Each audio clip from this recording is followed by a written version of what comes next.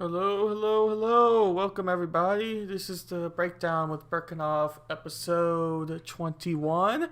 As we wait for everything to load here on all platforms, I have a funny song I was going to play at the start, but it didn't want to work didn't want to work right away, so we're just going to skip over that and I'll play it on the another stream. I just kind of wanted to do something a little different to start off today's podcast, but of course it decided not to work that well. So that is the purpose of doing this as a live stream. Sometimes you kind of just have to play with it a little bit. But it looks like we're all live on all platforms here. And once again, welcome to the Breakdown episode 21. And real quick, I want to do a quick announcement. I do have a Trovo account now under the Breakdown with WB, and you can follow me on Twitch and DLive as well on Breakdown with WB. And my YouTube is the Breakdown with Berckenhoff. And you can also make sure to follow freedomscoop.com if you want to catch other streamers and similar things to what I do online and everything like that. You could definitely check them out as well. But the Freedom Scoop website itself is going through an update right now. So there's going to be some time before it goes back up officially live again.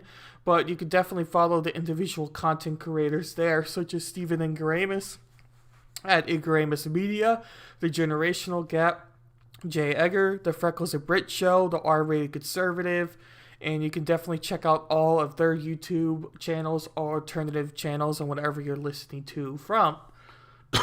Excuse me, especially if you like the similar content to what I do, they do similar things as well, such as going over news, going over culture, going over certain implements of just what's kind of going on in today's world. And the Generational Gap even has a funny stream they do on Mondays where they just go over kind of memes and just kind of start off the week in a little bit better place. But as you can see from today's title, we are going over Cruz and AOC. As the title suggests, they are once again back in the news for various reasons. But we're going to get into that topic a little bit later, but I more wanted to start with some recent developments about the GOP, being the Republican Party. And I've always kind of thought about this to myself, and I've asked my co-host, Anna Voltes, on getting the answers, the show we do every Thursday.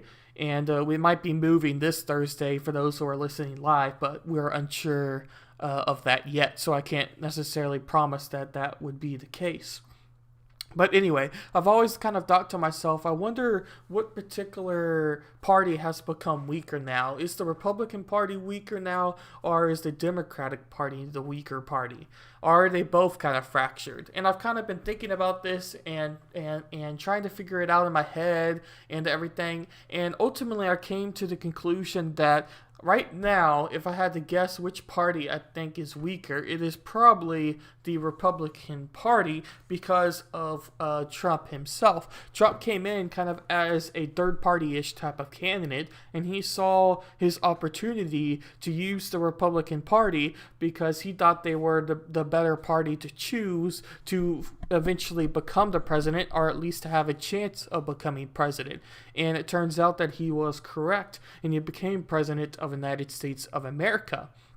But through that process, Trump has not only exposed the mass media around him when he was president, but he also has exposed the Republican Party itself. And he's made everybody aware, to the senators, to the Republicans, to the individual American people, that there's a lot of Republicans that say they're Republicans, but they don't ultimately act as Republicans, or don't ultimately act as conservative as many people would want them to be. So if Trump decides to make his own party, or fracture the party more through the Patriot Party or through a MAGA party, or whatever word you would ultimately want to use, you could be seeing a future where Donald Trump and his party, if he were to make one, could fracture the Republican Party much more.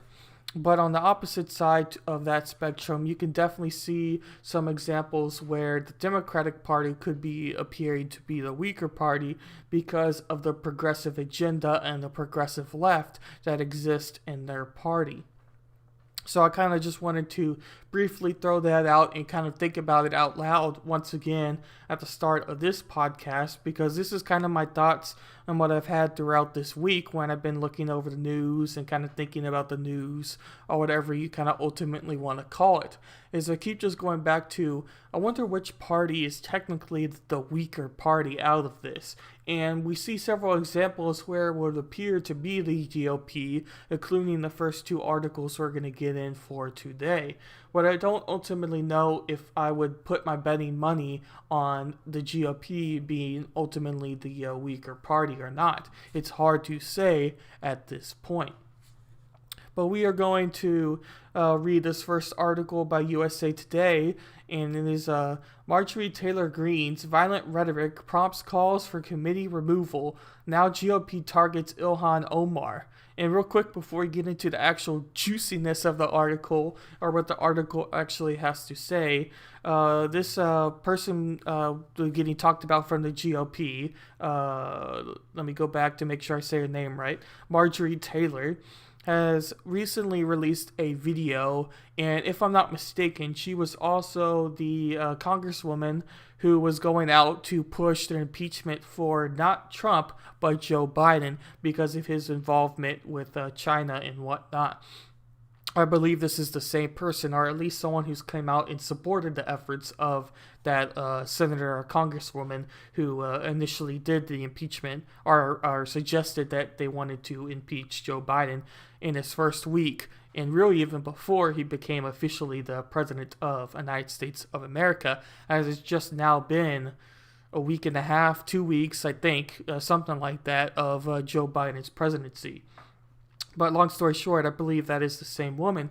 But I know for sure she's come out in at least one video that I've seen, and kind of just very pro-Trump rhetoric, and kind of like the type of rhetoric you would see for the people that attacked the Capitol and the Capitol riots and whatnot a couple of months ago. The people who were much more extreme in their viewpoints, more than just being there for the purpose of being there, in whatever motives they had there. So it is very interesting when it comes to that. But the reason I kind of mentioned that is, before we really get into the article, is I don't really think many Republicans like her by any means either, and the only reason that she's probably a congresswoman of that state is because she is from Georgia, and Georgia is very much a one party, or not one party, but I'm forgetting the term now, but they only vote for their one choice they pick. So for Georgia, they want their guns, and they want to make sure that they have access to guns and have access to that as Georgianians, I think they're called. One issue voters. That's a word I was thinking about. One issue voters. And hello there, Eat Noodles. You're applauding. Thank you very much. Welcome. Hopefully you're having a good day, and hopefully Mr. Hell and I is going to be on stream before I end, so I can raid over to him when we finish here. But I don't want to get too distracted yet, because we're just getting into the podcast now. But before I just keep blabbering on, we'll actually read this article and see what they have to say about her. But I do think that Georgianians are very much these one issue. Why does it keep doing it? One issue voters, through just wanting to make sure that they have access to guns, and if that's the only thing you promise them, they're going to vote for you, even if you are a little bit wacky when it comes to your character, or maybe alternative motives, or whatever words you want to use. So USA Today states here, Washington House Majority Leader Steny Hoyer, Democrat, announced Wednesday the House of Representatives would vote Thursday to strip Representative Marjorie Taylor Greene, Republican of Georgia, of her assignment from House committees because of violent and racist rhetoric and protrusion of unfounded QAnon conspiracy theories. Greene liked a Facebook comment in January 2019 that said the House Speaker Nancy Pelosi, Democrat, should be taken out with a bullet to the head in a video around that time. Greene said Pelosi was a traitor to our country, saying it was a crime punishable by death. She also liked other comments calling for violence against specific Democrats, including that they be hanged. She outlined the conspiracies such as space lasers causing deadly wildfires in California, and she called the Parkland school shooting survivor David Hogg a hashtag Little Hitler. And Eat Noodles says here, yes, very much so. Got me some McDonald's. I think it's Georgians. I don't know. I'm just going to say Georgia people. So in case somebody from Georgia stumbles on and gets angry, you know how that all goes. It's the Georgia people. Anyway, but yeah. So it's kind of funny that when you go over this, and obviously you would need context to contact. I can't say the word. You would need. I would need to know the things around what she said in a little bit more detail to make sure that they're not just picking apart certain speeches or picking apart what she said and in the way they want to form their own narrative. I would have to check that to make sure for sure. But I do know that she is a little bit crazy, so I don't necessarily doubt everything that was said above, but I would have to have more things around it to be able to understand it for sure. But we'll continue on here. Democrats and some Republicans say Greene, who has called prominent school shootings stage events, should not be allowed to keep her post on the House Election and Labor Committee and the Budget Committee. The fact that she's a part of the Budget Committee is also kind of funny to me, because even if you think about everything when it comes to politics, the budget and how much government is given to spend or certain agencies are given to spend is a huge deal. That's why a lot of people are mad when Joe Biden called Pete Buttigieg to be the transportation member of his cabinet, because he has a ridiculous amount of money to spend on transportation costs or upgrades in transportation or whatever you want to say. And the budget he has to do so is so outrageously high that people are like, well, how much money does the government actually have to spend on these things? Because he has at least, 300, I believe it was in the 400 millions of dollars to spend on just that one part of government and transportation. But we'll continue on here. In retaliation, the House Republicans are seeking to remove Representative Ilhan Omar from her House committee's assignments. House Republican Brian Babin of Texas, Jeff Duncan of South Carolina, Jody Hintz of Georgia, Andy Biggs of Arizona, and Rodney Jackson of Texas, who, like Greene, also spread misinformation about election fraud, sponsored by a proposed amendment to remove Omar from the committee. That's funny. Once again, I would have to make sure I look at individual claims of what they were saying about the election fraud, but I assume they're probably just either quoting Trump and what Trump had to say, or talking about the same talking points that Trump thinks happened to him. So if that is the case, then it's just the same things we've heard this past couple months. So I don't really have much to add on that. But the fact that they are doing so is kind of how Ted Cruz is getting dragged left and right in the news as well, because he was very vocal towards backing up President Trump, or former President Trump, or Trump, whatever you want to call him. He was very vocal in Trump's claims of potential election fraud, for YouTube's sake there. But anyway, we'll see what they have to say, because this is new news to me. I've heard about the other news, but I haven't heard about the calls for Ilhan Omar. Leftist members of Congress have advocated for violence, anti-Semitism, anti-law enforcement, and others, and that have violated rules of decorum and principles of American decency, Biggs tweeted Wednesday. That's why I'm calling for Representative Omar to be removed from her committee. Biden claimed several of instances as evidence for Omar's removal from the House Foreign Affairs Committee, including her February 2019 tweet, "It's all about the Benjamins, baby," responding to a comment made by House Minority Leader Kevin McCarthy about punishing Omar for being critical of Israel. Omar's tweet triggered swift backlash from both sides of the aisle, with critics accusing her of calling an anti-Semitic stereotypes. After the backlash, Omar apologized for her tweets. Anti-Semitism is real, and I'm grateful for Jewish allies and colleagues who are educating me on the painful history of an anti-Semitic tropes, Omar tweeted. My intention I never to offend my constituents or Jewish Americans as a whole.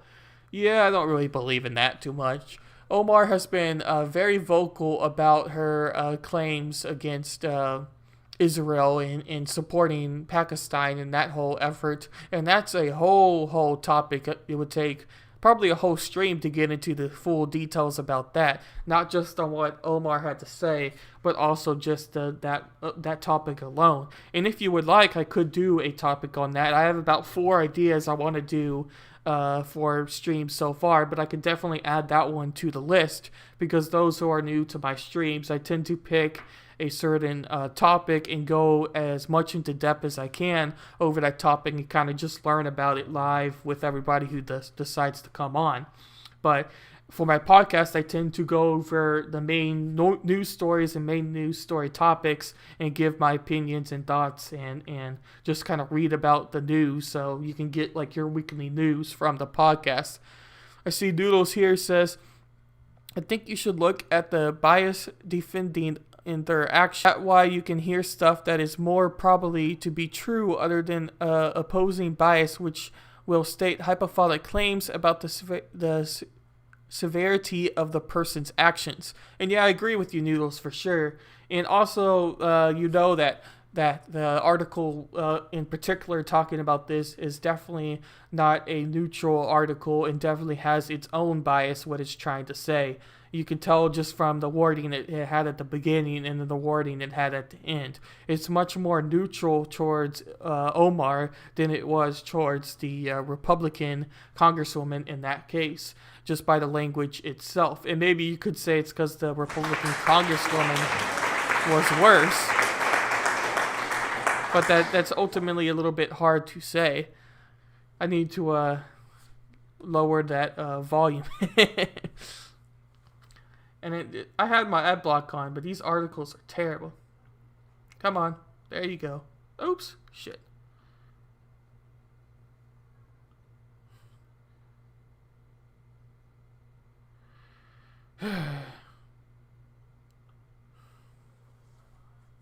One second here. We're trying to end this piece of crap. Yeah, it was really delayed. Usually it's a lot faster. I don't know if maybe it's the connection. I do have some Wi-Fi issues here with the dorm, but there's not really other place to do it, and it just kind of depends on the day. But yeah, usually it's a lot faster. I saw the update, and I was like, usually it plays, but I don't know. I guess it just decided to be super delayed. This is another article about that same incident we're going to read, so we'll see if it has anything new to add. And this is by The Week. Back in the waning days of the Trump administration, it was not uncommon to hear journalists wonder aloud about what would happen to the news cycle once the Oval Office was no longer occupied by a conspiracy-outed psychopath who put more thought and energy into insulting tweeting than governing. Just a few short weeks later, we have our answer. The vacuum would last particularly filled by the likes of Lauren Boebert, Madison, Paul, Matt, Louis, Jim Jordan, and most of all, Marjorie Taylor Greene. And by the way, all the people that were named there were people that were for more investigations into Trump's election claims and more investigations into the Capitol riots, not in the aspects of trying to find people who were in the Capitol riots, but rather not necessarily encouraging the Capitol riots themselves, but at least saying that there was a reason for it. So they're all kind of pro that type of aspect, just to throw that out there in case you don't recognize any of the names. In case you have been dozing around these past few weeks, all were Republican members of the House of Representatives, some of them recently re-elected, others newly arrived in Washington. What they have in common is that they were all stylistically prestigious of the recently departed Republican president. Oops. While pundits, myself included, have spent an amount of time over the past few years gravely pondering what Republican politics would look like post-Trump, these members of the House of GOP have given us what now looks to be the most plausible answer, rather than a smarter, more reasonable vehicle for enacting a set of distinctly Trumpian politics on trade, immigration, and foreign policy, let alone a revision to the pre-Trump status quo. We are going to get a politics of billiards, lizard branding ideology, along with initially cultivated and play-acted outrage. Okay, so there is a lot to say about those last comments. So if you take this person's word, and let me go up to see the name, because I believe that was at the top here, Damon Linker. I don't know who Damon Linker is, particularly, but his name doesn't ring a bell. But basically what I'm saying here, not ultimately to, what I'm basically saying here is, if you take what he says, and that's what Trump made it to be for politics, through conspiracy theories and bad claims and bad policies and blah, blah, blah, and blah, and that's what all the Republicans are going to be, I don't think that his claim is right at all. Because you can look at several senators of the GOP and see exactly that they didn't really support Trump very much. They didn't really help Trump very much.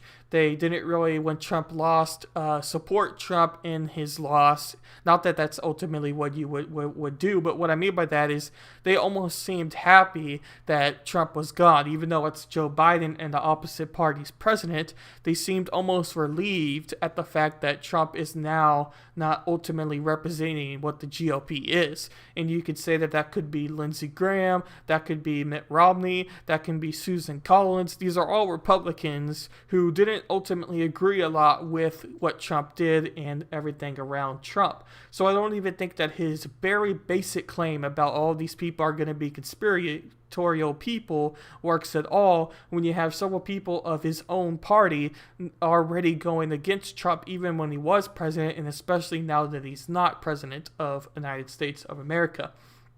But if you wanted to have the claim of that Trump is going to make his own party instead of running as a GOP for this next round in 2024, then I still think that claim is not very true either, because then you would have to think that every senator or congressman or representative or whatever who's going to run as part of Trump's new party would be fully that way. And I don't really think that that is the case at all there.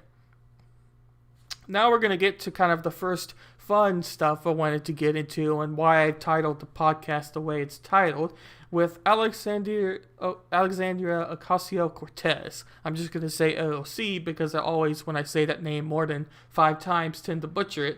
And he's going to react to my senator here, Ted Cruz. Not that it ultimately means that much, but anyway, he's going to react to Ted Cruz. So obviously Ted Cruz has been very vocal in what he thinks about politics in general, and AOC has definitely been very vocal on what she thinks about politics in general as well. And they are pretty much the full opposite you can get on the political spectrum. Ted Cruz is very conservative and some would maybe say constitutional, even though I think if you take the pure definition of what a constitutional candidate would be, I don't think that Ted Cruz ticks all the boxes. I do think he's a little bit more conservative than a pure constitutional candidate, but either way, he is very right compared to AOC, who is very much a Bernie type and very left. So there was this recent news about GameStop, and we are going to get into some of the GameStop news in a little bit, but I decided to cover this topic first because ultimately it doesn't really get too much into the details of GameStop, but I will give a very brief summary just for the people who haven't heard of this story before. So, in short, the GameStop, and the reason it's in the news is because of the stock market. and there's a process in the stock market of buying short, where these big firms can basically predict that the company is going to go out of business, and instead of investing at the full amount or anything like that, they short the amount. So they invest knowing and hoping ultimately that the business goes out of business, and they can sell with their money and get rich that way. It's called shorting the market. And I have a video later on and some articles that are going to explain it a little bit better, but it doesn't really ultimately matter that much in this part of the podcast. But there was a group of Redditors, just to complete the story, that decided that they noticed it, and particularly this one guy on Reddit noticed it and made a video about it about a year ago. Ultimately, I think it was a little bit less than a year, but ultimately he was like, look, I've been looking at the GameStop. It's obviously a failing company, and a company that has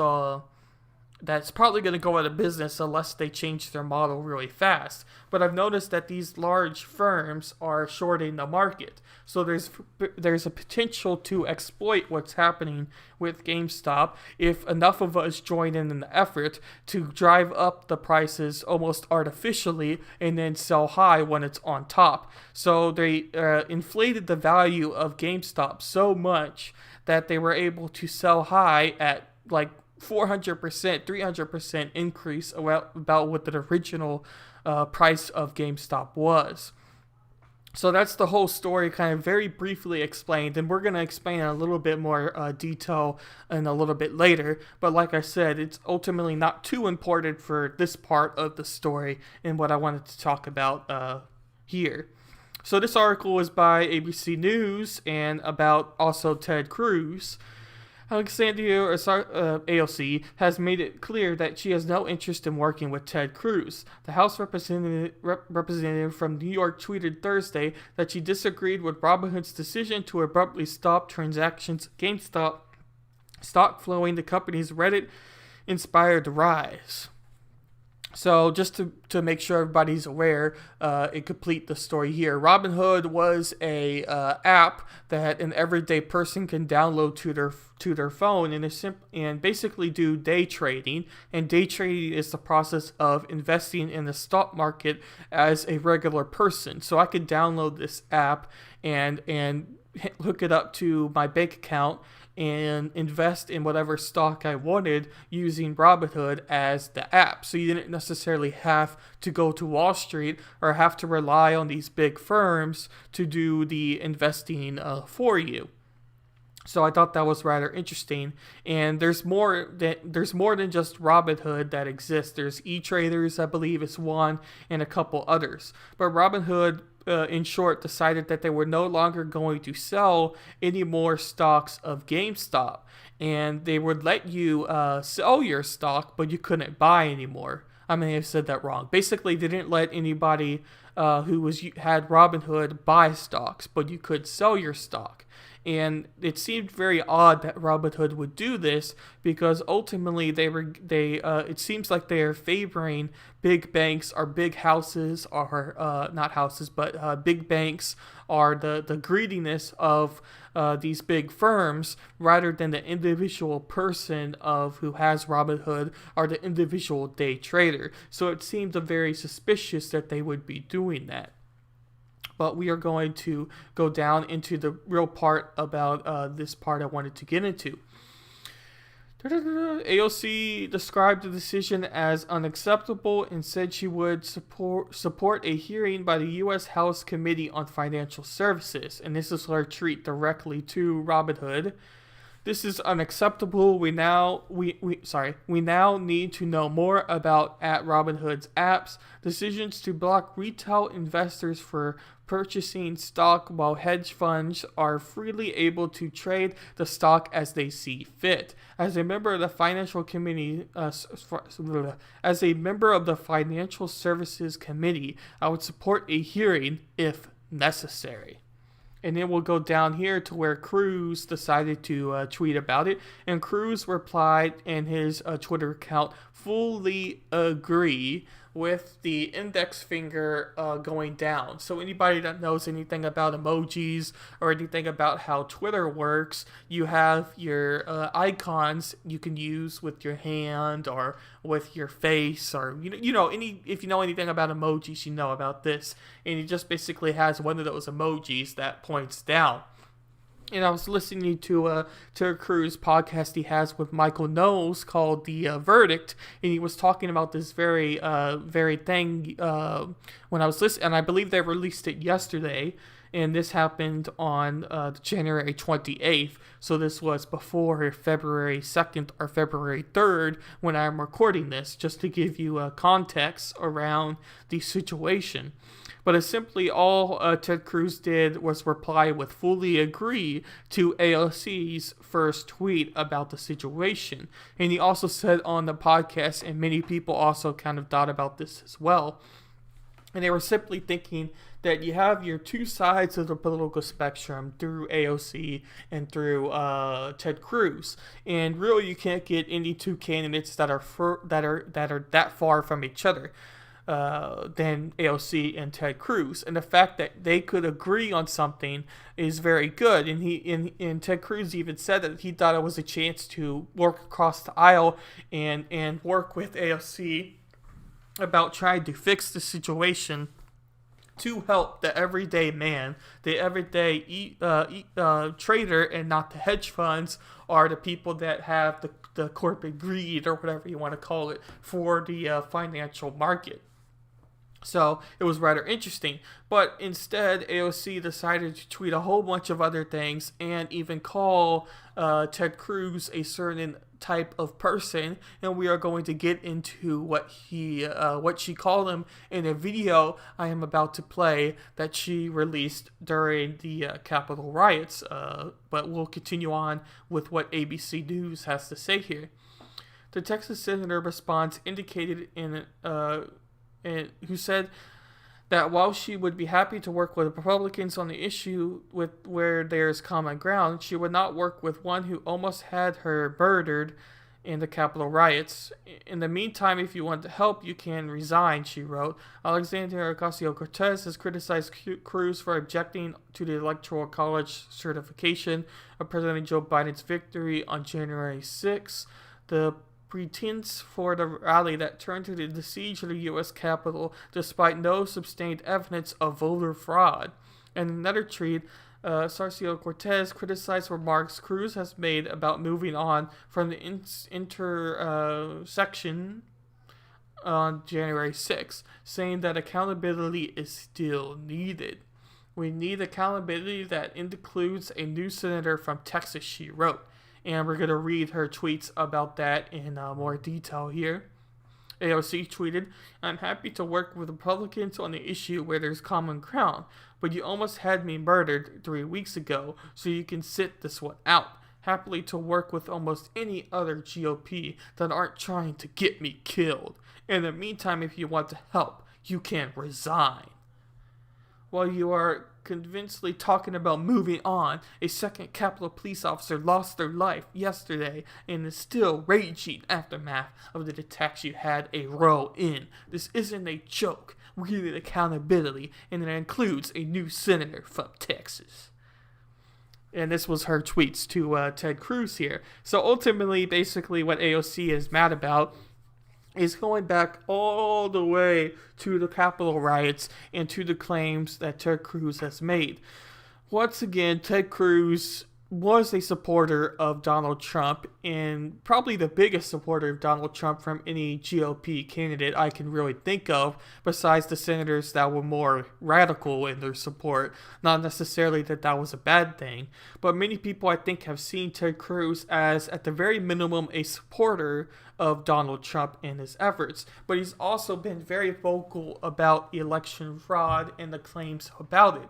And he was working with, at the very beginning of all these election fraud claims, if you can remember, he had a lawsuit effort that he was going to speak in front of the Senate, I believe, to talk about the efforts of election fraud, and there was a case.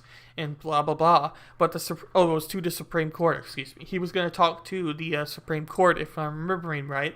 But ultimately, the Supreme Court denied hearing the case that Texas and a few other states were on that lawsuit for, with claims about election fraud. So he's made it very clear that he at least wants an investigation to election fraud. And you might remember what I said, I believe it was on 2 podcasts ago, on that same show, The Verdict, I was talking about, where Ted Cruz was trying to get these senators to support an effort to have a separate committee that was bipartisan, nominated by both parties, being the Democrat and Republicans of the Senate, to look over these evidence in a more detailed way, but not to be a individual state person looking into it, or whatever you want to call it.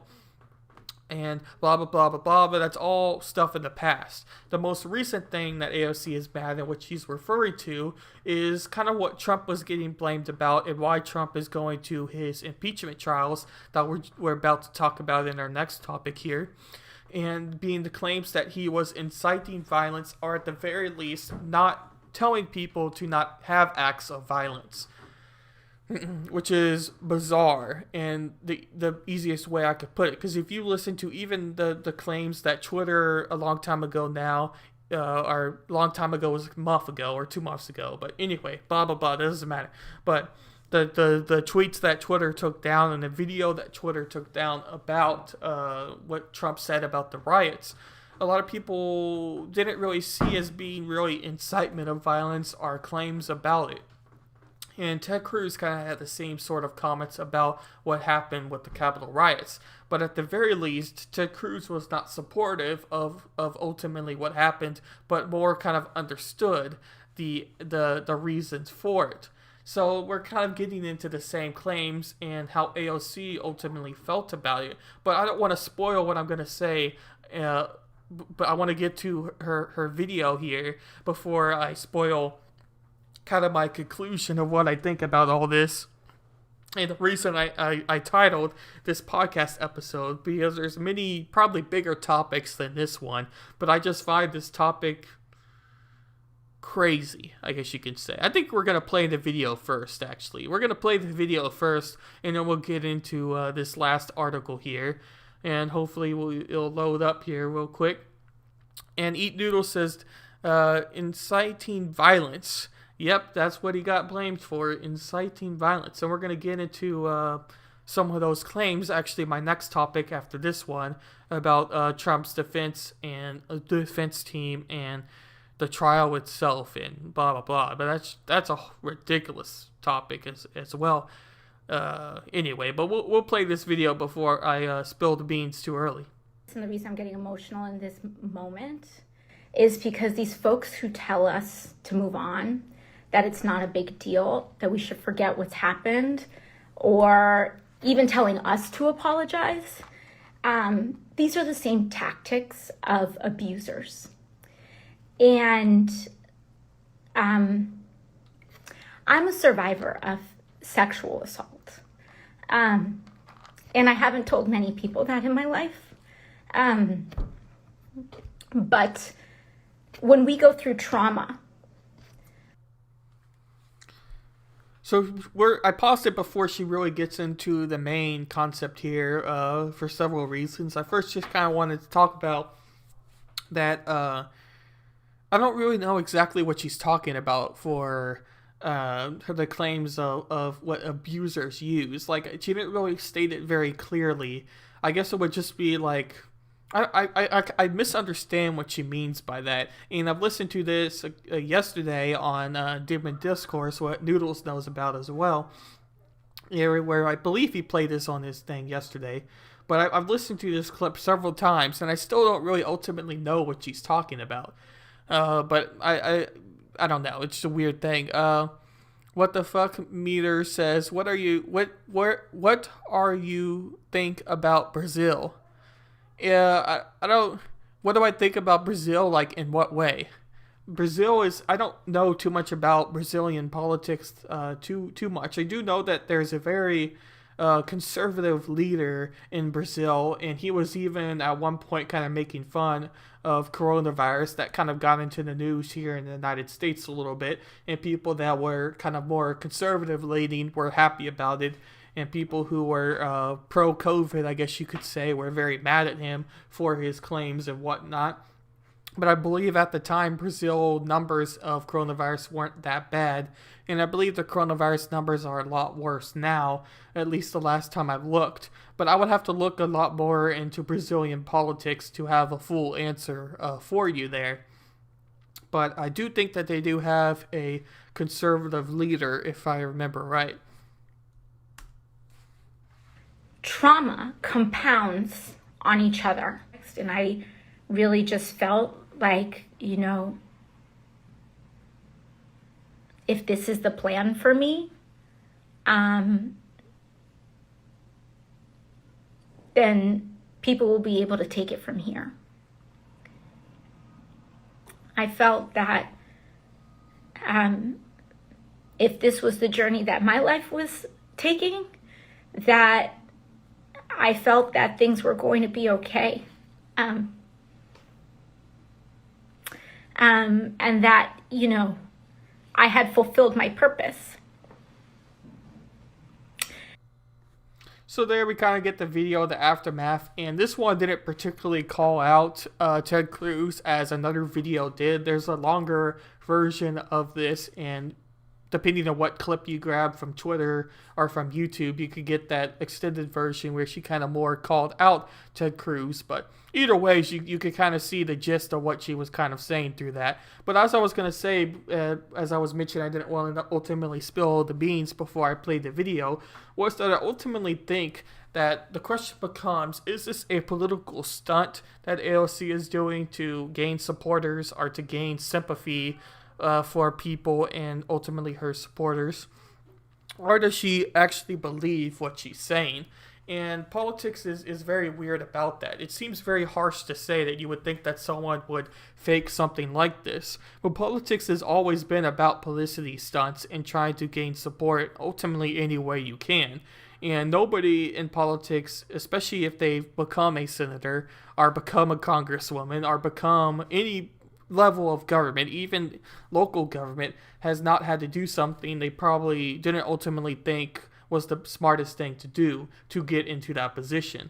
Basically, I'm saying that politics is very corrupt, and people and politicians will do anything to ultimately stay in power and to gain support.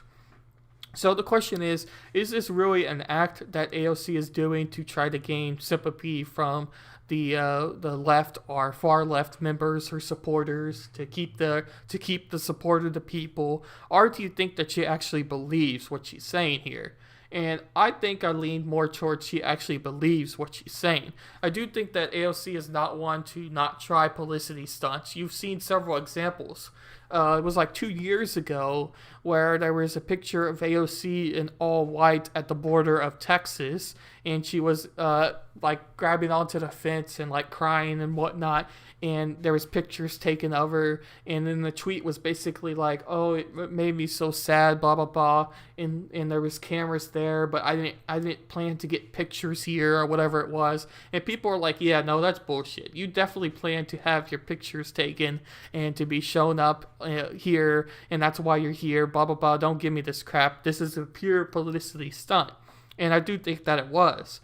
Now, does she believe what the publicity stunt was about? Probably so. But I do think that it was more of a publicity thing then. Now, for the video we just watched and what she thinks about Trump, I do think it's probably true in a large way. Because I ultimately think when you look at the far left type of policies and how the far left ultimately thinks, it is very much what AOC was saying in her tweets, and kind of what she was saying in the clip version that I played and several other clip versions you can find of her same sort of speech that she was having. So I do ultimately think that she does believe everything she said in her video, but there is several people that ultimately have gotten mad about what AOC has said in her video, and it has received some backlash from people from the past are happening now. It's Mike says, what do you think the far left is? That's a hard question to answer because I think the far left is still searching for an identity. You just turned? Yeah, no problem. Yeah, I think the far left is kind of hard to define because I still think that they're still defining exactly what they believe, and just the best way to say this is the way the far left works as a political ideology is there's several versions of it. There's far left people that value police brutality and trying to change police reform, and then there's people on the far left that value climate change as being the biggest thing that needs to get tackled, and then there's people that value Medicare for all as their first major issue. And no matter where you talk to and whatever you view on Twitch or whatever politician you view who considers themselves far left has whatever issue they have first. So in other words, I don't think you could say far left and include everybody as that type of person. But ultimately, I think that the far left ideology, as a simple answer, is ones that want to see drastic change. Because when you think about conservatives and when you think about the right, ultimately the idea of a conservative, the idea of a Republican is keeping everything the same and trying to make sure that everybody is supported in their state. There's not too much drastic change that happens when you talk about conservatives. It's more just keeping the same and changing some things so that we don't go downhill, but we more kind of go slightly uphill or stay the same. That's what the conservative ideology kind of is. The left ideology, the far left ideology, is wanting drastic changes through minimum wage increases, through drastic measures for climate change, through Medicare for all. It's all these big, broad things that they're trying to get passed through. And I don't think that you could say far left and everybody thinks of the same things. So it's a very hard thing to define. It's Mike says, you seem to refer to AOC supporters as the far left, but the U.S. doesn't really have a far left of any representatives in the U.S. Medicare for all, environmentalism, and aren't far left issues. They are center left, if not center positions. I don't know if I ultimately agree to that. I don't think that they are center issues from my perspective. I think when you talk about the United States particularly, you may be from a different country, it's Mike, you're from the United Kingdom, okay, yeah, because the United Kingdom, Australia, and I believe Germany, I do know that the United Kingdom and Australia both have political systems that have multiple parties, and the U.S. only really has two parties. There's kind of three, kind of four if you include the Green Party, but really only three parties that have any sort of impact. And if you talk about any party that has real impact, it's the Democrat or Republicans, and you're only really talking about two parties when you mention them. So it's hard to ultimately define it when you're talking about U.S. politics, because I do think that the stuff AOC pushes for and her supporters push for is considered far left for America, and that's Medicare for all, justice reform of claims, police reform, those type of topics. It's Mike says, I am in the United Kingdom. Our right-wing conservative party, while not protecting well, support fighting climate change and providing health care for all. What the fuck meter says, Medicare for all is a bomb for America. In Brazil, there is the SUS, free Medicare. Please, Medicare for all is suck. Please don't accept. Okay. That's interesting as well. So you're from Brazil then. So we have Brazil, United Kingdom, and a Canadian all in the chat. So that's kind of interesting. So, would you consider your leader conservative leader? I'm pretty sure that I've heard that he's pretty conservative. But like I said earlier, I don't ultimately know too much about Brazilian politics, so I can't really answer that. But I do know that Boris definitely has his supporters and non-supporters for sure.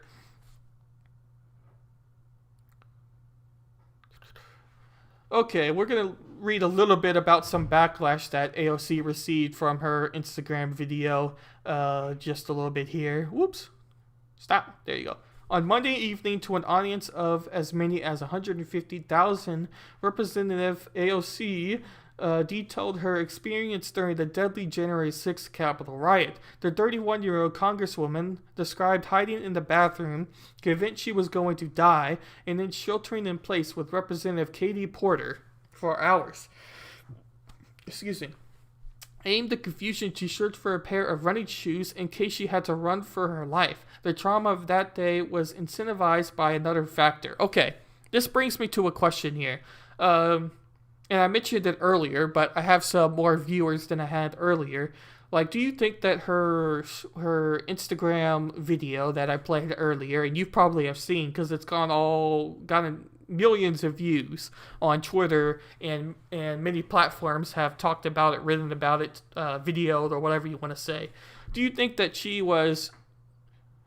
do you think that her claims that she said in the video were fully true, like she fully believes what she said, or do you think it was more for a political stunt, or do you think it's a little bit of both? I'll be interested to hear what y'all guys think about her videos and response, because I do think that she believes 98% of what she said, in my opinion, and it probably is how she felt. We see here, far left is full-blown communism, support entire publicly owned facilities and means of production.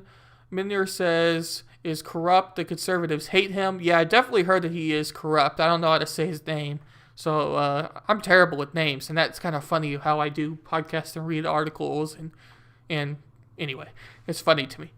And It's Mike think that it's also terrible. Eat Noodles is she's speaking out of her ass for sympathy. So you think it is for sympathy. Like, the more I think about it, the more I kind of wonder about that. Because originally I didn't know particularly how I felt ultimately about it, because well, I said it earlier that I do think that a lot of her supporters, in the way she thinks, would think of this event as being really scary and not ultimately know too much about it. And she's also very emotional in what she talks about in things, and that's not ultimately a bad thing, but like if you take a different person and put them in that situation, they may be more practical about it, and AOC is more kind of an emotional about it, and that's probably why she has as many supporters as she does.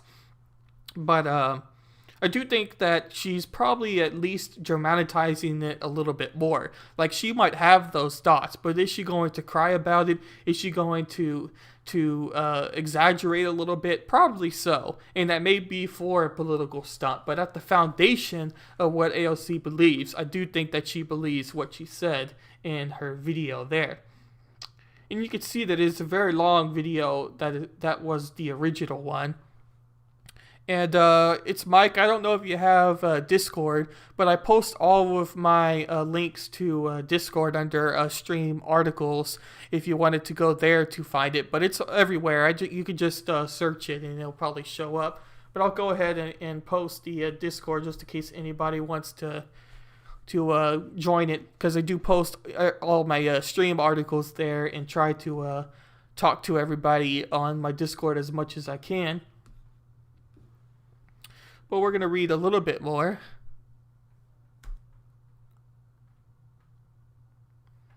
The response was polarized, with many appalling AOC's bravery, while others particularly attempted to minimize her ordeal. This is a masterclass in emotional manipulation. Michael Tracy, a so-called revolving journalist, treated a genuine political radical skill, gotta hand it to her. Tracy went to accuse AOC of using trauma as a cudgel to defend political competence. Austin Peterson, another political commentator, tweeted, Jussie Smollett story was more believable than AOC. Ooh! Oh man, that is some harsh words. Anybody doesn't remember who Jussie Smollett is, that is some harsh words there. Wow.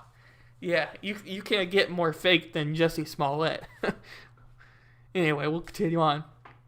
That a woman, especially a woman of color, would be accused of using her assault as some kind of chess move is hardly surprising. The Me Too movement was met with similar backlash. Christine Blasey Ford, who was accused now Supreme Court Justice Brett Kavanaugh of sexually assaulting her when they were teenagers, was ridiculed by the President of the United States at the time. Olympic medalist Jamie whatever, one of the 260 women to accuse the former doctor of the USA Gymnastics national team of sexual assault, told USA Today that she was called an attention-seeking whore when she reported the abuse. Whether it's being called a liar or an attention seeker, women know that is likely the price they will pay for the coming forward. These studies have shown that victims consider the stigma they are likely to face before reporting. It's Mike states here, for those on the outside, I can imagine that they believe she's overreacting, but that's because they are unsure if there was a threat to her life. Even now, you are saying that she was scared of her life, but she was really upset. However, imagine if it was your life on the line. The thousands of people who send you death threats daily are now armed and in the building. Of course it's real. This isn't a political commentator. These people, if they got to her, would have killed her. Yeah, you can definitely say that there's some truth to that. I don't know if that.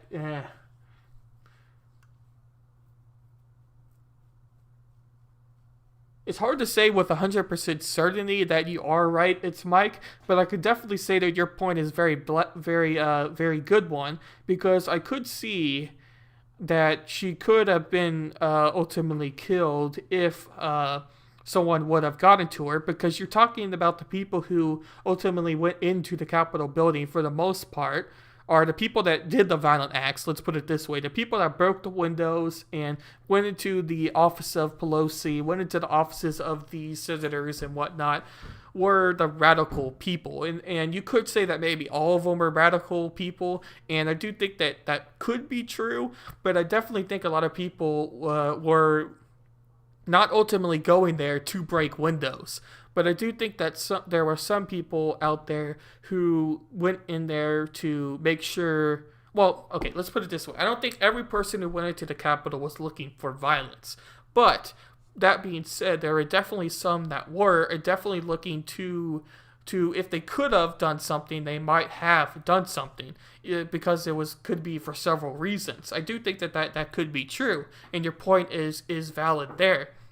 And I go back once again. You may not like Ted Cruz because of whatever political policy you believe in, and I myself don't even really support Ted Cruz that much as well. I just like to follow what he has to say and stuff he does because he represents me here in Texas. So I want to make sure that I'm aware of everything that happens with him, because he is one of the senators that is supposed to represent me as a Texan. Blah, blah, blah, blah, blah. But he has a show, and in that show where he was talking about the Capitol riots, he even said that it was scary because they were simply in there debating over the election fraud claims at that time, and the Capitol Police came in and shut doors and basically told the senators to be careful and whatnot. And then, long story short, the Capitol Police said, everybody's got to go now. Get out of here. It's not safe anymore. Go to your office. Go somewhere else. So if they got overran so much, the Capitol Police, that they had to make all of these senators get out of the chamber. And Cruz was saying that there are several senators that are in their 70s and 80s, and it's like trying to get them out. And it wasn't like, oh, just go out when you have time. It was like, get out of here now. So even though this was the Senate, and AOC is not a part of the Senate, she may have been in a different area, probably the Congress chambers and not the Senate chambers. But long story short, there was obviously a certain type of where they didn't expect this to happen. And I don't think anybody really did. So I could see how something like that could happen is basically what I'm saying. And I kind of didn't make sense there at the end, but I think you understand what I'm saying.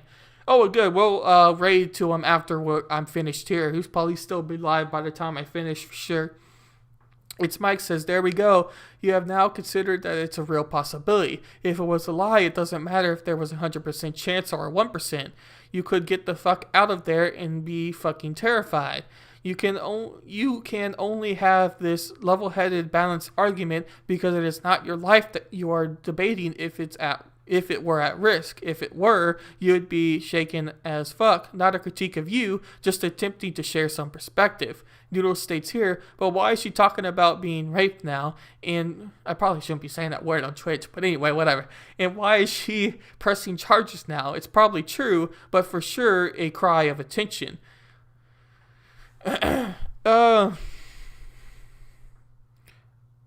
don't know who I believe more in this, to be honest with you, because I do, like I originally said, I do think that she definitely believed the claims to be true. The only question is she over-exaggerating what she had to say or anything like that? And as Mike points out, if she's doing this as a current event and she does fear for her life, ultimately the rationale behind things isn't ultimately going to be the same as someone that's viewing it from an outside perspective or somebody who isn't as emotional. And I don't want to necessarily say that AOC is always like full-blown emotion, because I don't want that to be wrong in what I say about that. But like, if you pick any senator, if you pick any congressman or woman and then compare it to AOC, you're probably going to think that one of them's more level-headed and the other's more outspoken and emotional towards her supporters, and more relatable, I guess you could say. And I do think that is because of one of those things. I hope I make sense about that. Mike says here, if it were you, you wouldn't leave that open to debate if you were at risk. So yeah, I mean, you do have very good points, and that's kind of why I wanted to bring it up as a question, because I think it's hard to play in absolutes. Because if you're talking about absolutes, then you're talking about one thing being true and nothing else comes into play. And there's nothing that is 100% for true for anything. So you have to make sure that you're aware of that and everything for that to happen. But we're going to go to our next topic here and move on from AOC and talk about Mr. Trump himself. Although Trump is no longer the president of the United States of America, he is still in the news because of his impeachment trial. And one interesting thing when we're talking about Trump's impeachment trials is the factor of how long would this possibly go on for. If you remember Bill Clinton, and I wasn't alive for Bill Clinton's trials, or at least I was very young for Bill Clinton's trials and impeachment trials, but they lasted for very, very long period of time. So it's very possible that Trump's trials could go for as long as Bill Clinton, for reference. That being said, there's been a lot of people that have came out and said that they don't believe that impeachment charges towards Donald Trump make a lot of sense or are not going to be debunked, or whatever word you want to use off of there. But we'll just get into these articles here before I keep blabbering on and make no sense. So this is a couple days ago, but I wanted to start here just to make sure everybody was aware. And we're talking about Trump's impeachment, as I mentioned. And about a week ago, Trump and his brilliant mind decided to fire some lawyers a week before the actual date of the impeachment. And I looked into this to kind of figure out the reasons why and so on. And ultimately, the theory I've come up with of the reason that Trump wanted to do this was the lawyers were ultimately laying out the evidence to Trump, and Trump was there with the lawyers, obviously, and Trump wanted to talk about the election fraud and the claims about election fraud. His lawyers were basically like, no, those claims aren't fully proven yet. That doesn't really make much sense. It's not really about that. We need to focus on these issues. And Trump is like, no, we need to focus on this. I want to talk about this. The lawyers were like, no, that's not smart. Then Trump's like, okay, I'll just fire you. So he did. That's kind of what I've gotten from all this, if you want the real simple version, and then we'll read this article to fill in the gaps and with more detail. But Trump has hired some new lawyers, so we're going to get into that as well. But it's very weird to think that you're a week out from this trial date and you come and now you have fired your lawyers and everything around that. So it's very bizarre, but we're going to read a little bit about that. Washington, about a week ago, before his Senate trial, former President Donald Trump has no announced legal team, and at least 5 attorneys who were expected to help lead the team are no longer a part of it. The remarkable last-minute shifts add fresh uncertainty over Trump's legal strategy and highlight the struggle the former president has had in corralling a legal team after he became the first president in the U.S. history to be impeached twice. Butch Bowers and Deborah Barber, 2 South Carolina attorneys, are not a part of the team of lawyers who will defend Trump, said Jason Miller, a political advisor to the former president. Miller said a final decision had not been made on the former president's legal team. The Associated Press reported 2 others who were expected on the legal team of South Carolina law firm partners Craig Harris and Johnny Gieser, I think it was, were also no longer expected to defend Trump in the Senate trial, though additions were expected to be announced in the upcoming days. The Democrats' efforts to impeach a president who has already left office is totally unconstitutional and so bad for our country, Miller said. In fact, 45 senators have already voted, and that is unconstitutional. We have done much work, but have not made a final decision on the legal team.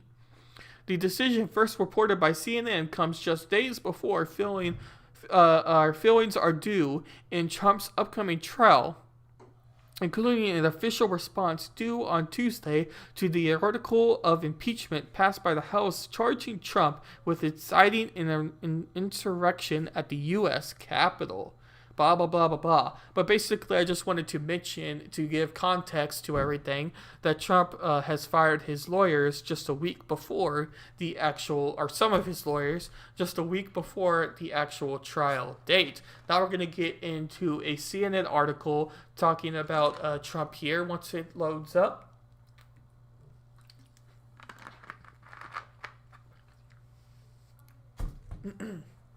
Trump names 2 new lawyers for impeachment trial a day after his defense team collapsed.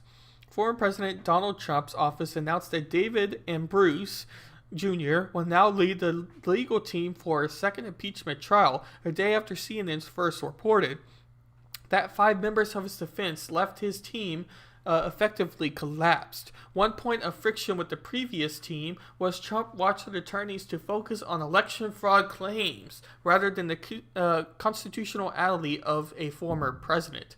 So basically the claims that you can impeach a former president of the United States are at debate. And from my understanding is it hasn't ever been done with a president before, but has been done with more local government people before. I believe it was a governor, but maybe a representative that was getting sent to an impeachment trial after he was out of office. But it's never been done with a president before. So since it's never really been done with a president before, the idea that you can impeach someone who is no longer a president is a constitutional debate and something that is going to be discussed. Trump has struggled to find lawyers willing to take his case as he refuses to budge from his false claims.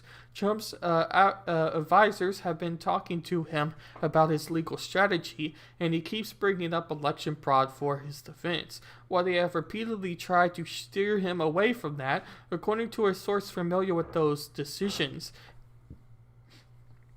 it's unclear whether the lawyers will go along with what Trump wants. Has already been working with the 45th president and other advisors to prepare for the upcoming trial, and both of the lawyers agreed that the impeachment is unconstitutional. In fact, 45 senators voted in agreement with that last week.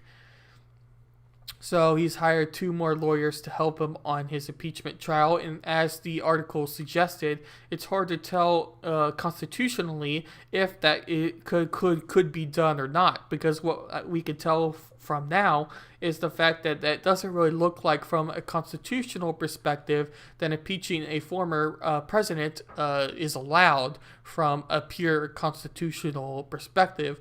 But it's never been done before, so it's ultimately hard to argue just on that perspective alone.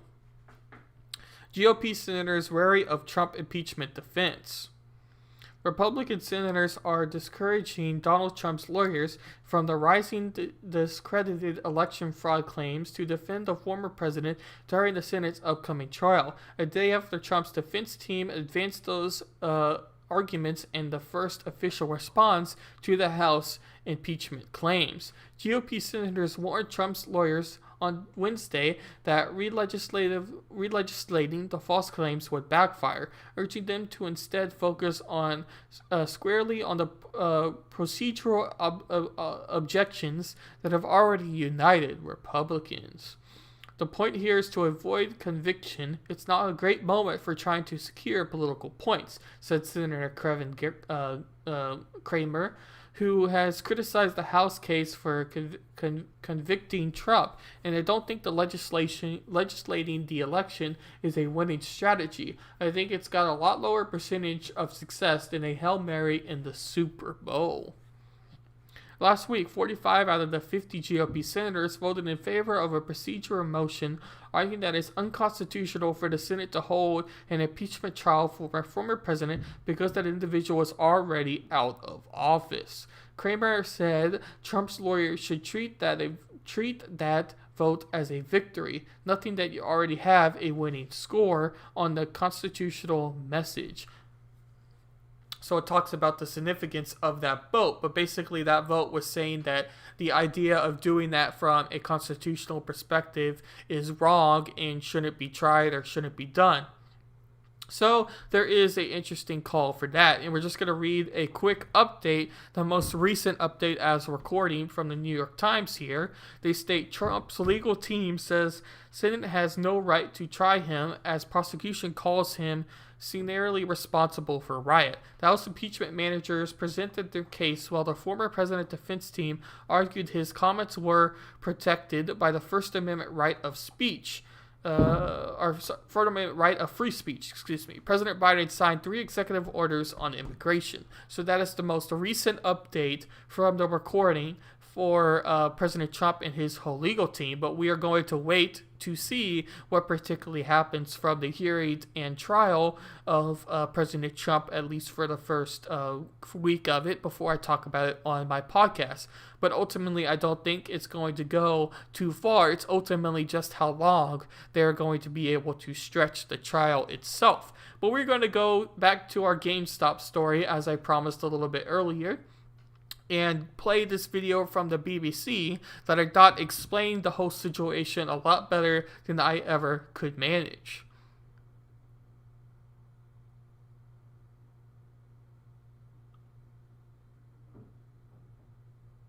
You've probably heard about GameStop.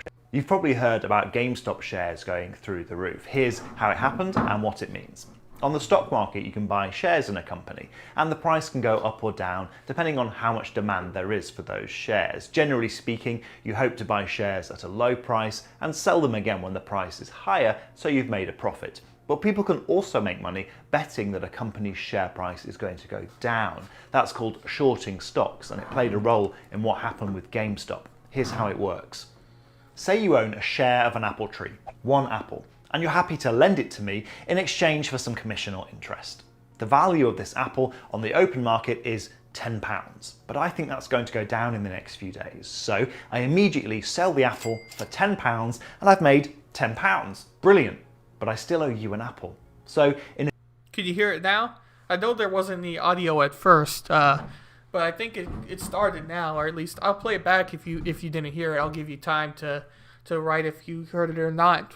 But I think the BBC did a pretty good video of this. There's probably better versions, but I didn't want to pick a 10-minute or 7-minute video to explain the process of exactly what was happening here. Because I am not a finance expert by any means. I don't really even like math very much. So I wanted to pick something that I could understand and hear and everything. So the BBC was one that I was able to understand the most for me when it comes to the particular situation without it being some random YouTuber that is a little bit hard to ultimately trust fully, I guess you could say, on something. But YouTube's a good place, but doesn't ultimately have answers for everything. And you say it's all good? Well, that's good. I'll continue it. But thank you for joining the Discord as well. I'm trying to get more active on there and build up a community as I start to stream a little bit more. So I appreciate that. In a few days' time, when the price has fallen to £5, I buy an apple back and return it to you with an interest payment, and I've made a nice profit. Now, usually there'd be a third-party broker involved in all this, but this is the basic principle. The price drop in that example was big, but it doesn't have to be. Multi-million-dollar investment companies known as hedge funds can do this at scale and make a profit from even a small drop. And by selling large volumes of shares at once, they can push the price of the shares down to their benefit. But if the price of the shares goes up after they've sold, then they're still on the hook for those shares. They have to return them, so they may be forced to buy them back at a higher price and can stand to lose a lot of money. And that's what happened with GameStop. People on the Reddit message board. Before he gets into the Reddit claims here, and this is a really interesting story. If you ever want to go down a rabbit hole of content on YouTube or whatever, you can find the original post on this Wall Street Bets of the guy who was talking about GameStop over about a year ago and the potential for people to exploit it if enough people joined on. And now we have seen the results from it are still seen, if depending on what you believe about the GameStop stock itself. So it's a very interesting rabbit hole if you want to go down, for sure. But also another quick thing about this is the whole concept of hedge funds is also something that has always kind of been debated, but it's interesting to see it be on the debate stage as it is now, off of the GameStop example here. So it's like hedge funds have always been kind of debated in the background, but GameStop has already been one of these examples of potential profits and whatnot. As Mike says, I am already bought in on GME. I also heard that Radio Shack is potentially getting shorted in the United States, but I don't think that there's that many Radio Shack locations, so it's hard to ultimately say that you should bet in on Radio Shack. But I've heard that the stock price now is like 7 cents. So it's like a very small investment if you wanted to bet like $20 in it and just hope. Wall Street Bets had noticed something about GameStop. That's a high street video games retailer in the US that's been struggling, especially during the pandemic. They saw that hedge funds were betting against GameStop in a big way, shorting more shares than even exist. How? I have borrowed your Apple and sold it to somebody else, and that person lends the Apple to someone else who also sells it. Now, two of us are on the hook for an Apple, and you might have got away with it. But investors on Wall Street Bets saw the opportunity to buy GameStop shares, hoping it would push the price up and totally mess the plan up for the hedge funds. And it worked. Now there was more demand for the shares than there was supply. The hedge funds were forced to buy their shares back at large prices, losing billions. And along the way, some users on Reddit made a fair bit of money for themselves too. After seeing what happened with GameStop, people turned their attention to other brands like AMC Cinemas, where the same thing was happening. Some of the platforms and apps that let you buy and sell shares, like Robinhood in the US, then intervened, stopping people from buying. Yeah, we'll wait for that. That's all kind of just teaching you about that. You can, once again, all these videos are linked to my YouTube as well as my Discord channel, and will be linked if you're listening to it as a podcast in the description of the episode. But we've kind of already talked about Robinhood and their claims from what I can explain. You can find videos and articles if you want more detail on the particular issues of Robinhood and if that's legally allowed. And to simply answer the question, it's under debate if Robinhood could legally do what they did. And there's been several reasons of people, theories, I guess you could say, that wonder why Robinhood did what it did. And the theory I think I'm most inclined with believing now is the fact that they wanted to make sure they would be kept safe from getting sued. If somebody were to invest that much money and then lose that much, they could potentially be risked for how the format is allowed to work. But also, I think Robinhood could have been influenced by high peoples of the finance community, or maybe even a cabinet member from Biden, like the Treasury, who was making sure that something like this would be stopped from the perspective of keeping the stock market alive and keeping the economy going. But I'm ultimately not too much finance expert by any means, so it's hard to ultimately understand everything that goes on with this particular topic. But we're going to read this article by CNET. It states here, GameStop stock is falling after Reddit surge. Here's why that's not a surprise. GameStop continues to be the center of attention on Wall Street a week after its stock price skyrocketed, thanks to traders on Reddit. The video game retailer share price grew by more than 14,300%, but has since plummeted, going from $140 when the markets opened on Tuesday to $90 at closing, a one-day drop of 60%.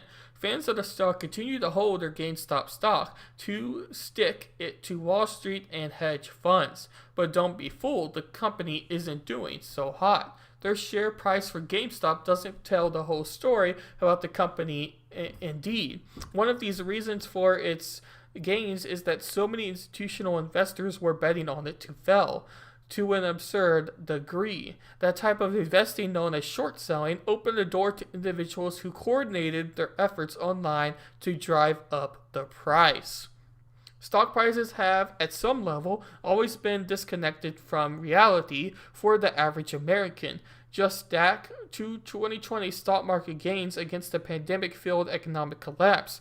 But the GameStop roller coaster ride grows all logic and basic investment principles out the window. To those on Wall Street Bet subreddit, that's the point.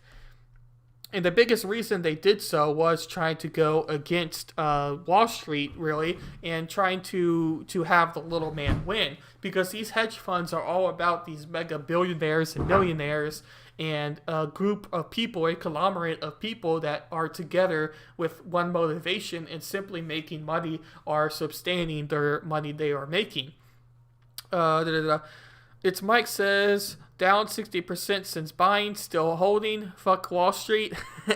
Yeah, I don't know if it's smart ultimately to keep your GameStop stock now, because GameStop is very much a failing company unless they change their company model really fast. The idea that a company like GameStop was the one that has made people particularly super rich is kind of a funny thing, but it's also funny, just real quick to mention this, that I live in America, obviously, as I said, I live in Texas, and ultimately every big-ish town has a GameStop. So if you go to your really small towns in Texas that only have 1,000 people, it doesn't have a GameStop. But if you go to a town that has a decent amount of people and an actual a decent amount of people and a decent economy, there's definitely a GameStop. So even though GameStop is ultimately a failing company, so to speak, there's still GameStops everywhere. And also they recently have hired a new CEO, so it is possible that their new CEO is going to try to update their company model or try to keep GameStop relevant through streaming or through something like that. But GameStop always does have a surge whenever new game consoles get released, because it's one of the fastest ways to get your hand on that game console as soon as it is released. So the idea of still having a physical store does make some sense when you're talking about that. I see it's Mike says here, Ryan Cohen, new CEO from successful e-commerce background. Yeah, like I just mentioned, that is their new CEO. So it's very possible that he could try to change the company model to improve. But we're going to read a short story of somebody that did make a lot of money here. Nice investors insanely make $16 billion on GameStop stock squeeze. Here's a game many people would like to play. How to make $1 million how to make $1 billion in a month, and 9 investors just pulled it off with GameStop GME stock. 9 investors, including large fund-running institutions, BlackRock, blah blah blah, plus some well-positioned individuals like blah blah blah blah blah, watched their value of their GameStop holdings soar more than $1 billion a piece just this year. That's based on an Investor's Business Daily analysis of the most current holdings reported to SAP Global Market Intelligence. It's possible some of these investors may have boosted or cut their stacks since the rally. All told, these 9 investors made a total of roughly $16 billion. Yes, that's right, $16 billion with a B, not a M, with a B, of their GameStop stakes just in January. That means they grabbed roughly 3/4 of the $20.4 billion gain in the company's market value this year. GameStop is now worth $22.7 billion, up from just $1.3 billion a month ago. The rally in GameStop is breathtaking. Shares of the struggling mall-based video game seller are up more than 1,600% just this year. GameStop by far is the top performing stock in the S&P 1,500 index this month, and GameStop is now the most valuable stock in the S&P Small Cap 600 index. It's more than 3 times more valuable than the index number 2, $7.3 billion, Cleveland Cliffs, and the benchmark S&P 500. GameStop would rank 257 in terms of market value, ahead of the Nasdaq and Campbell Campbell Soup.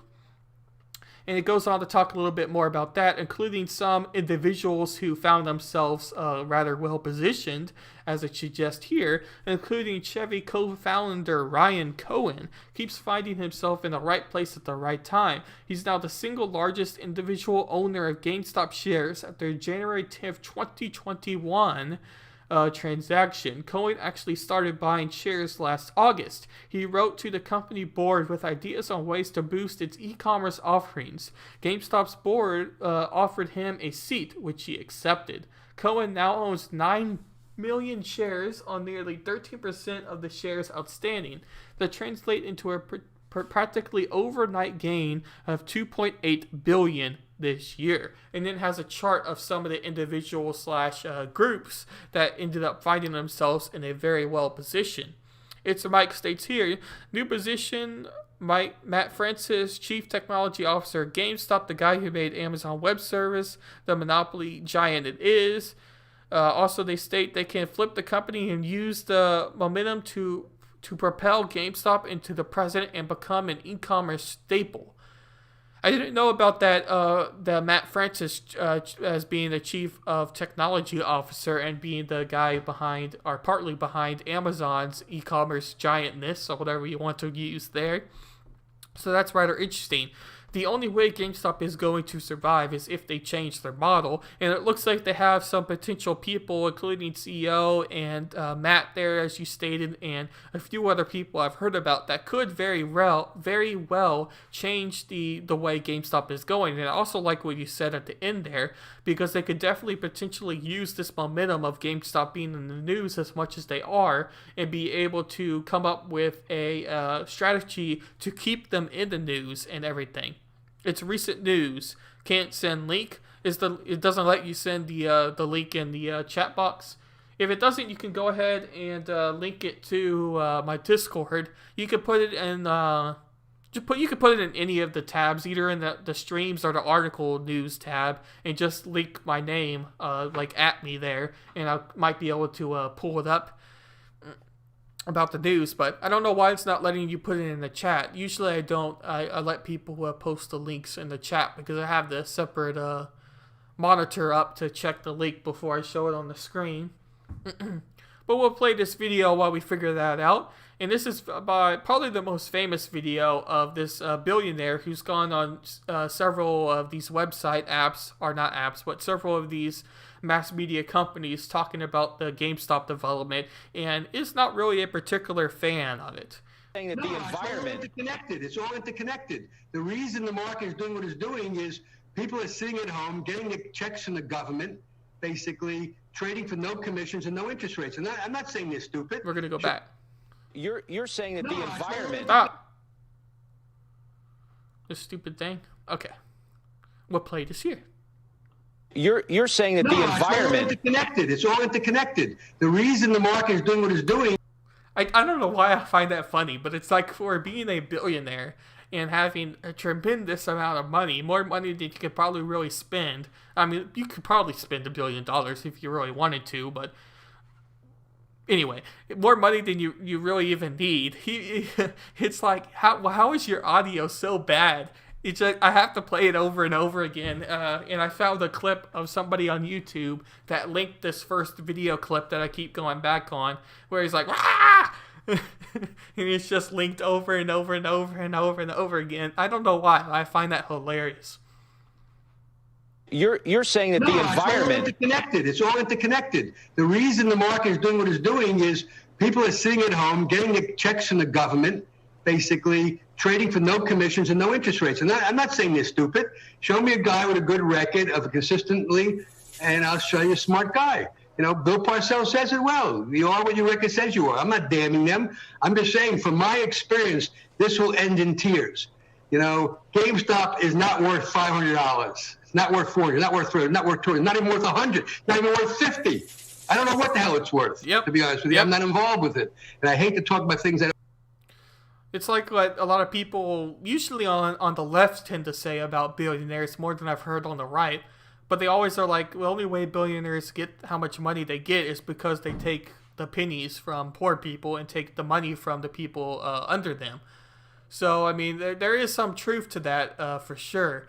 You can't ultimately say with 100% certainty that's like all the truth, but there is definitely some truth behind that, as you were saying there, Mike. And I'm trying to pull up this article here, and then I'll play back the video. But it is funny just how mad he gets when he's in such a comfortable position of being a billionaire compared to some random people on Twitch, or sorry, not Twitch, some random people on Reddit who were able to come up with enough smarts, I guess you could say, to find a short of a company and be able to exploit it because they were day traders and people that were smart enough to do something like that. So, I mean, it's just kind of funny. It's also funny just to kind of listen to somebody this rich and attack the person a little bit. I do have to say that there is some fun to it as well. I don't know anything about. Well, I would find when you when do.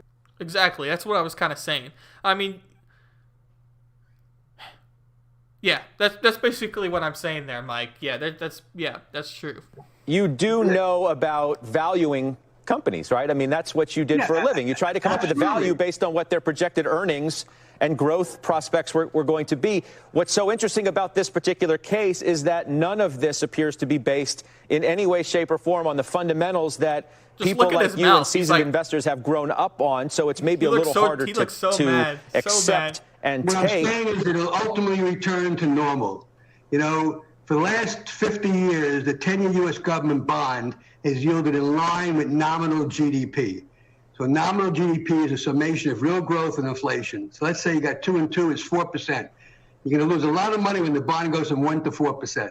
Okay, the average multiple has been 15. It's currently over 22, approaching 23. You know, we have pulled forward demand. You know, either you're into MMT and you say that deficits don't matter, and you know, people accept a negative interest rate over a period of time. It just is leading. Everybody's being pushed down the risk curve. Think about it this way. You know, 10, 15 years ago. Yep. That is true. I've heard that as a claim from a lot of billionaires, or even multi-millionaires for that matter. It's like a lot of people tend to say, if this person had to live where I had to live, or how much money I make, and not use the money that they previously have gained, they would be in a rather bad situation. And I do think that there is definitely some truth to that claim.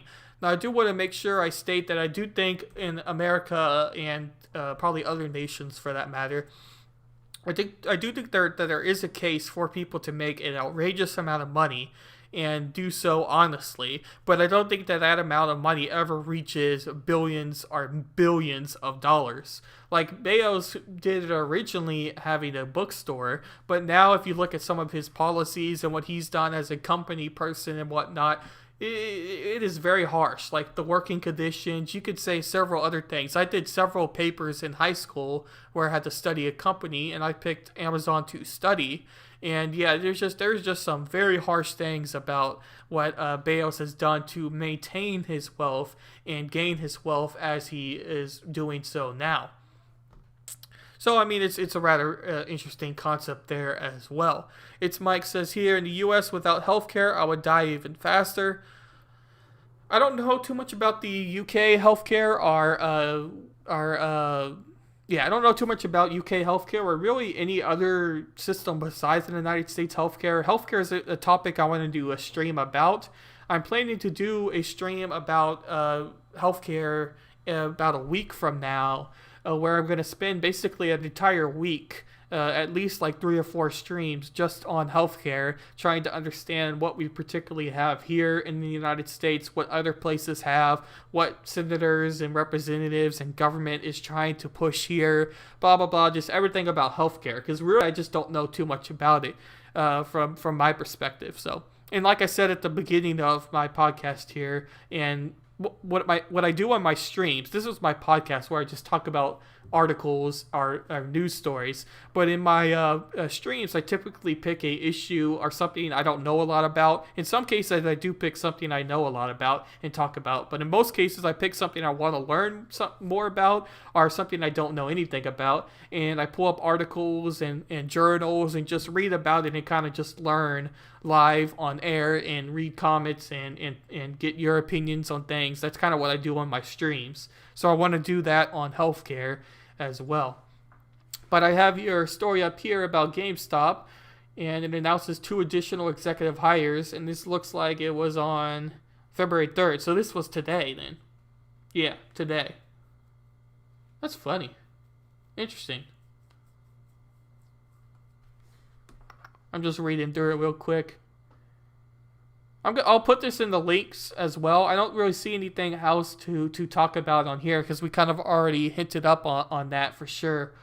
So that's interesting there. So I don't really think there's too much necessarily to add from this article from what I can see. But I could definitely link it into the description and comments for you to read the news story. And Mr. Francis there, as you were talking about, to be the e-commerce guy. It's Mike states here, happy to lend some time if you want some outside U.S. perspective. I recently got the streaming set up for uni or for healthcare. Oh, cool. Yeah, I'm in university now as well. This is my dorm room or whatever you want to call it. This is my room. So that's where I have to stream from, and that's why occasionally I can't really do streams or certain times, or the Wi-Fi is very glitchy in the dorm room, so sometimes it makes the streams a little bit harder to do. But I'm actually doing the stream at my university right now, since here in Texas it's open, but a lot of classes aren't in person. I actually only have one in-person class, and all the others are strictly online.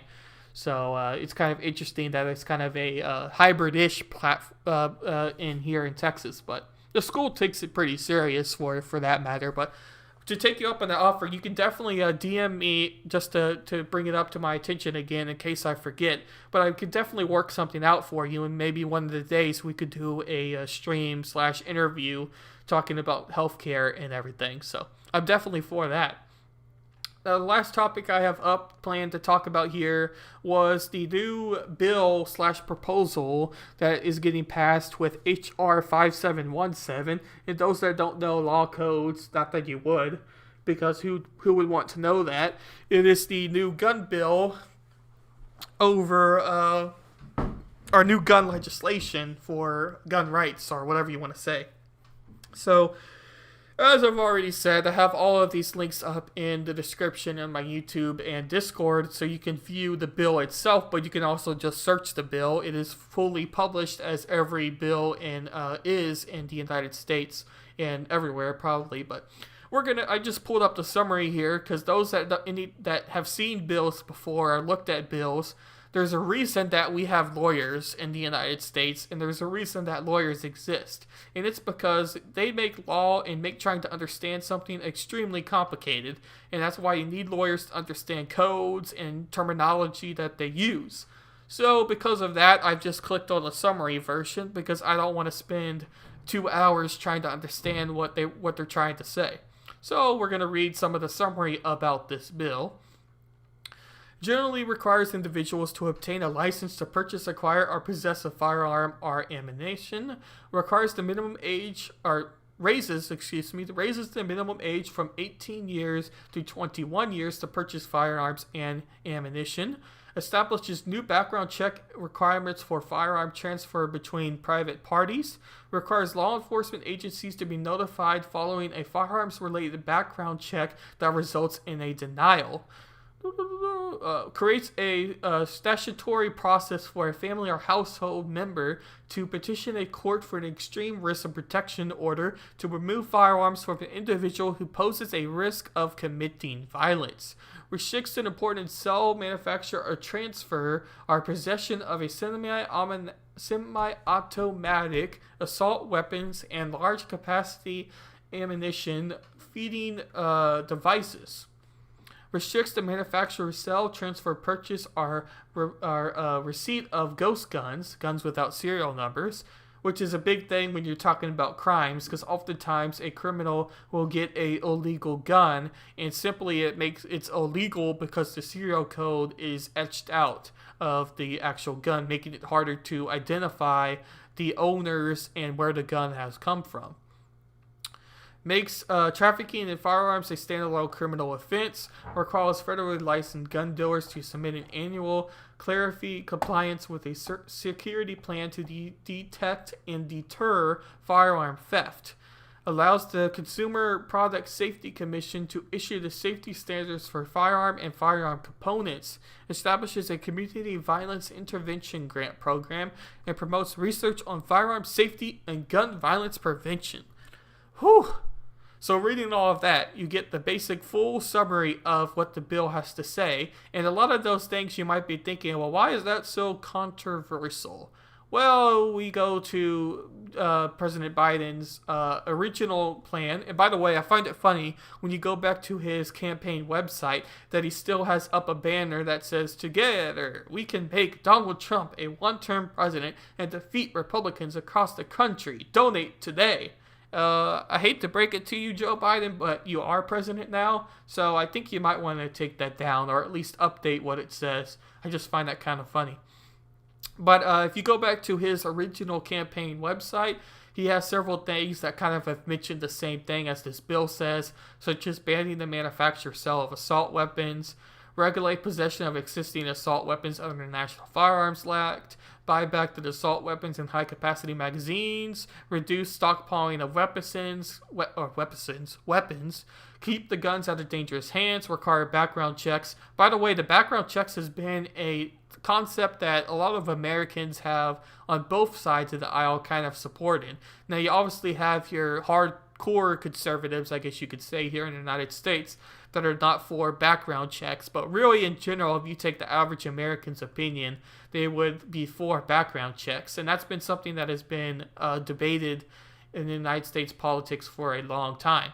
But he has many other issues and details about his particular things he wanted to do about firearms. I just wanted to go back to that website to bring that up.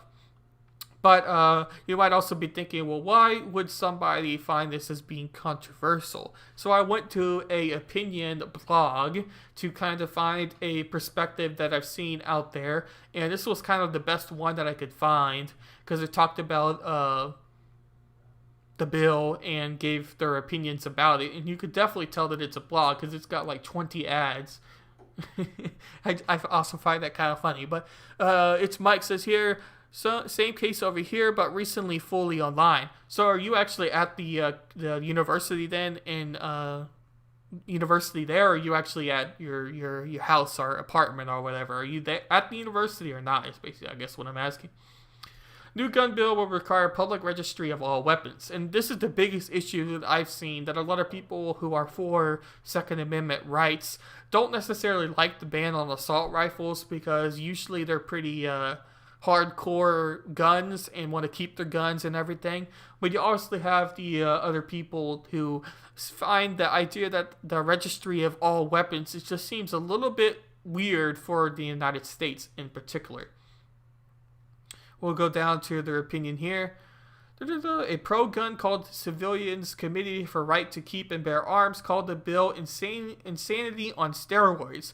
Over the years, the blah blah blah chairman, we have some astronomically bad legislation oriented on Capitol Hill, but this one takes the term abomination to an entirely new level. One look at the bill and you would wonder whether the Congresswoman Jackson Lee ever heard of the Bill of Rights, which includes the Second Amendment. So, in real short, you can kind of hear the general idea about that. Mystic says, open the borders. It's Mike says, I'm in a flat outside of the university campus. Okay, cool. Yeah, cool. Mystic says, let the children open carry. What borders? All of them. I don't know if you're being a troll there, Mystic, but yeah, I don't really have much to say there because I think you're just being a troll. But we'll continue on with our last article I wanted to talk about, which I found a little bit funny. And I was originally going to do a stream episode about the Proud Boys, because really I don't know much about the Proud Boys, because I didn't really care to look at any information about them, because they just kind of are stupid group, stupid ideas, whatever you want to say. But I might do a stream now that Canada's come out with their thing, even though the Proud Boys are United States. But I don't know. I might do one just to kind of understand exactly what Proud Boys are. But I would kind of have to do one about Antifa as well if I were to do it on the Proud Boys, and maybe do like a joint one. I probably have to do separate, because I could talk about both of those for a long time, I imagine. But anyway, we'll continue on with the article. And this is by NPR. Canada's government designed the Proud Boys and 12 other extremist groups as terrorist entities on Wednesday, placing the group on the same list as an Islamic State. Based on their actions, each group met the legal threshold for the criminal distinction, Public Safety Canada said as it announced the move. The agency cited reasonable grounds to believe that the entirety was knowingly participated in our facility in a terrorist activity, or is acting on behalf or in association with such a terrorist entity. The agency describes the Proud Boys as a neo-fascist organization that engages in political violence, and whose members expose anti-Semitic, anti-immigrant, and/or white supremacist ideologies and associate with white supremacist groups. Public Safety Canada also notes that the public prominent role in last month's attack in Washington was the Proud Boys a pivotal role in the insurrection at the U.S. Capitol. Leaders of the group planned their participation by setting out objectives, issuing instructions, and directing members during the insurrection. The terror. Ooh, struggling reading now. Okay. The terror destination means that Canada banks and other financial institutions must freeze any assets connected to the groups, and it's illegal for anyone knowingly to do business with them. Blah, blah, blah, blah, blah. So basically they banded the Proud Boys from being able to do whatever bizarre thing that they wanted to do about how the Proud Boys and the radical movement, or whatever you ultimately want to call the Proud Boys themselves. So it'll be interesting to hear you guys' thoughts, whoever in comments now, and about what you think about the Proud Boys, or what you know about the Proud Boys. Because like I said before, I don't particularly know too much about the Proud Boys. I know more about Antifa than I do about the Proud Boys, and that's mainly because I have what do you want to call it? They've been more in the news, in the type of news that I follow more than anybody else. So they've kind of been brought up to my attention, or whatever you want to call that. But we are going to go ahead and move over to my fellow streamer. He's Demon Discourse. And you might like him, you might not, but he's actually just lost his job recently, so I'm trying to support him as much as possible with whatever his claims are and everything. And I'll appreciate the follow if you don't mind, anybody who's watching now or later. Before I move on, just wanted to quickly mention that. But he's just recently lost his job and going through kind of a hard situation.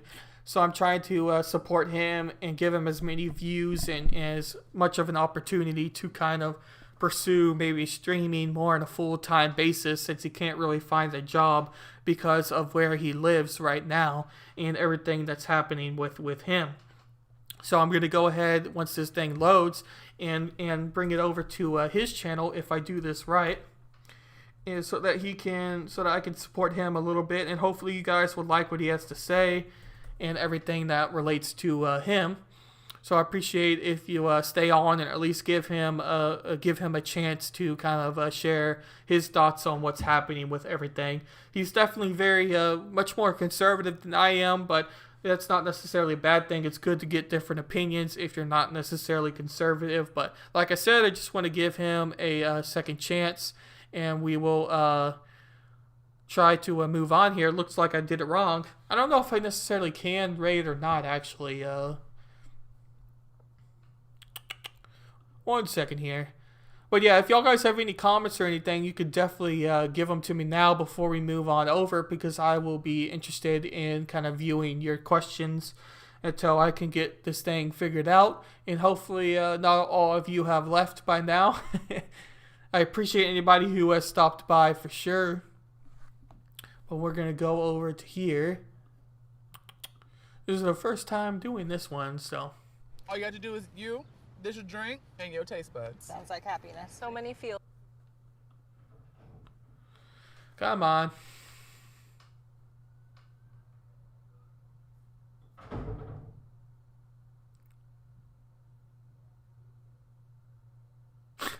That's funny, Mike. Yeah, it's definitely not everybody's thing, that's for sure.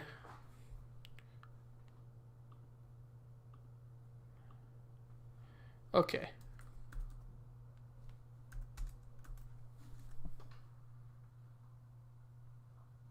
Did it work?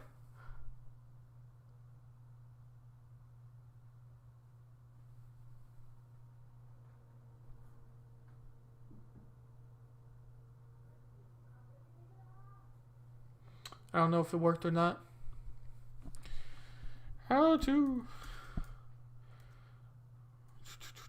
Damn it.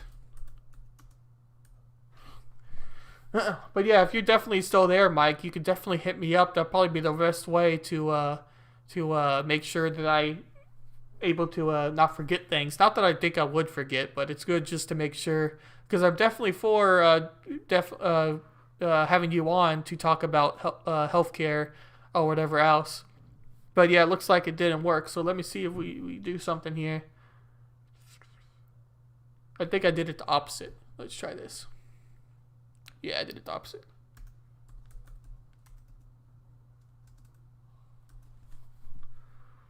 Damn it. I don't know if I can do it. Maybe you have to be a certain size. Because it looks like it's the opposite. Let me see. /raid. And then you put the username, it looks like.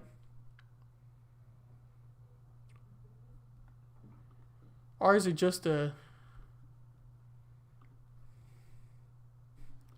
Let's try this. Do you have to put quotations?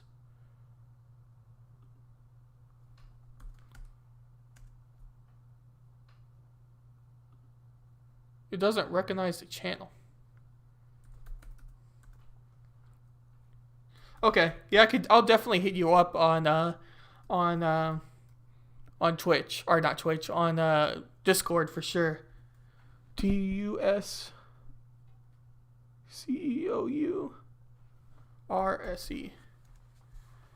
Hopefully my dyslexia didn't get in the way of typing that word. Yeah, it looks like it's not working. So I'll have to figure it out somehow. Maybe you have to be a certain size. I only have 24 followers. Maybe you have to be a affiliate or whatever the 50 followers is called. I think that one's affiliate and the other one's called something else. So maybe you have to be a certain size to be able to do raids, or I'm just doing it wrong. Probably both. I'm definitely not a tech wizard. It took me a while just to be able to stream as much as I stream now. Oh, you're saying you need to put the slash at the start. Yeah. Okay, let me try that. /raid, and then you put the channel. It says invalid username on my end.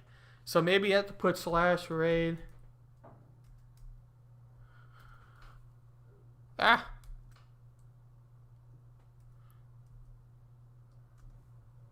Demon.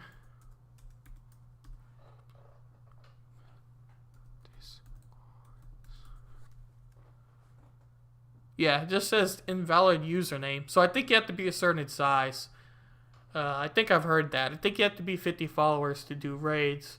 I'll talk with somebody else who I know is a streamer, and he'll be able to assist me on that unless I'm doing something stupid. But on my end, it says invalid username when I do the URL link directly, or just the name itself, like his channel name. So I did it both ways, and it didn't show up. So don't know what's happening there. There you go. But thank you for stopping by. It's Mike, and anybody else who dropped by, I definitely appreciate it. And thank you for joining my Discord server as well. But unfortunately, I'm going to have to cut it off here for tonight since it is the podcast and not a stream. I tried to keep the podcast a little bit shorter. But once again, thank you for stopping by. I appreciated your comments. They definitely helped. And I'll definitely be talking to you about maybe setting up a interview here in the future, or just a general talk. Thank you, and enjoy the rest of your day, night.